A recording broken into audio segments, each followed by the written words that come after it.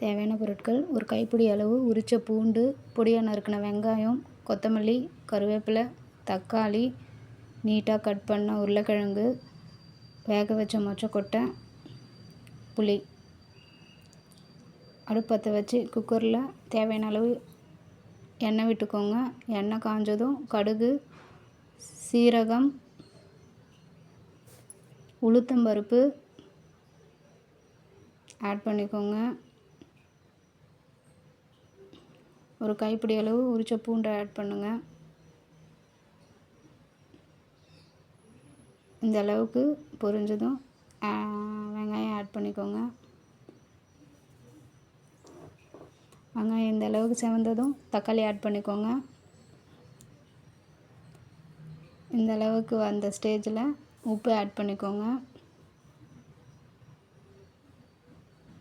கருவேப்பிலை, கொத்தமல்லி ஆட் பண்ணிக்கோங்க.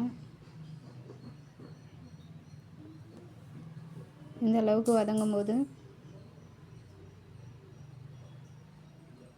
மஞ்சள்தூள், மிளகாய்த்தூள் தேவையான அளவு உங்கள் காரத்துக்கு ஏற்ப. இந்த அளவுக்கு வதங்கினதுக்கு அடுத்து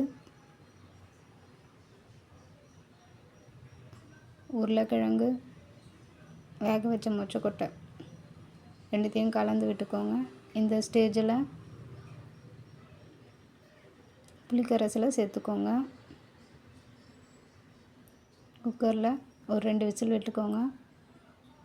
சைட்லேயே சாதம் ரெடி பண்ணிக்கிறேன். உப்பு காரம் பாருங்கள். எனக்கு உப்பு கொஞ்சம் கம்மியாக இருக்கனால உப்பு சேர்த்துருக்கேன். புளிப்பும் கொஞ்சம் அதிகமாக தான் இருக்குது. அதனால் கொஞ்சமாக தண்ணி விட்டு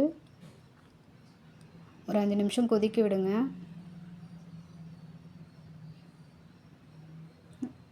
நல்லா கொதிக்கணும். இந்த ஸ்டேஜில் கொத்தமல்லி ஆட் பண்ணிக்கோங்க. அவ்வளோதான், நம்ம மொச்சக்கொட்டை உருளைக்கிழங்கு காரக்குழம்பு ரெடி.